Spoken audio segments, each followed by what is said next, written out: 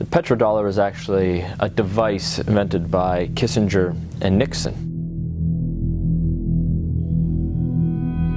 The standard of living of all Americans can be traced back to here, the vast oil-rich deserts of Saudi Arabia. In the early 70s, after the Arab crisis happened with the oil embargoes, OPEC basically tripled the price of oil to the Western world. And at that time, America realized that they were vulnerable because they were importing about 70% of all the oil they consumed.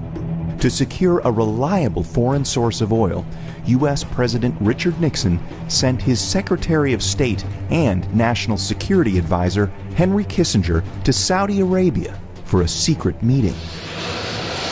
The result was a pact that still stands to this day. If Saudi Arabia, which at the time was the world's largest producer of oil, would sell the oil in US dollars, America would defend Saudi Arabia and make sure the House Assad would stay in power. As a direct result of this U.S.-Saudi agreement, all other oil-producing nations also adopted the dollar as the de facto medium of exchange. Demand for it increased exponentially all over the world, and soon it had a new name: the petrodollar. Your currency is only as strong as the demand for it, just like anything else, the supply and demand.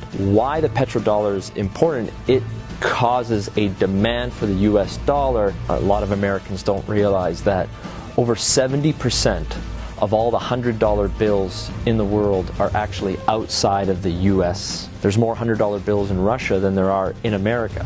This stockpile of US dollars in countries around the world is because oil is bought and sold using the greenback.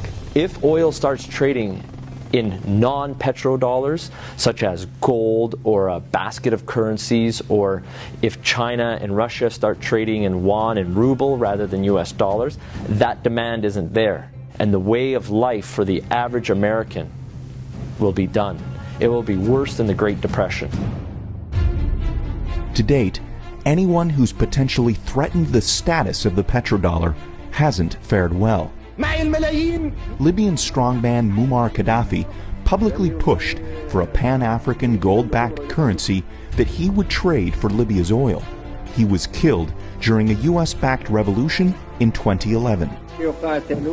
And just a few short years before, Iraqi dictator Saddam Hussein advocated selling oil for euros.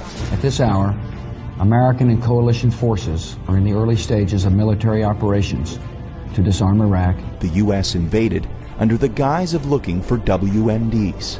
Iraq did not have any weapons of mass destruction, and interestingly enough, after the Americans invaded, took over, put in their own government, the whole concept of selling oil in euros never surfaced again.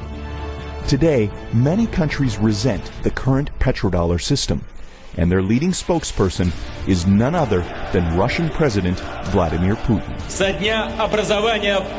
Americans should be very worried about what Putin can do. There is a new Cold War going on. It is the colder war. That is exactly what's going on. And who's in the center of this push? Vladimir Putin. And the petrodollar is so crucial to the colder war. The only thing holding America right now at the top is the petrodollar. And let me make it very clear. If the petrodollar dies, so does America as a superpower.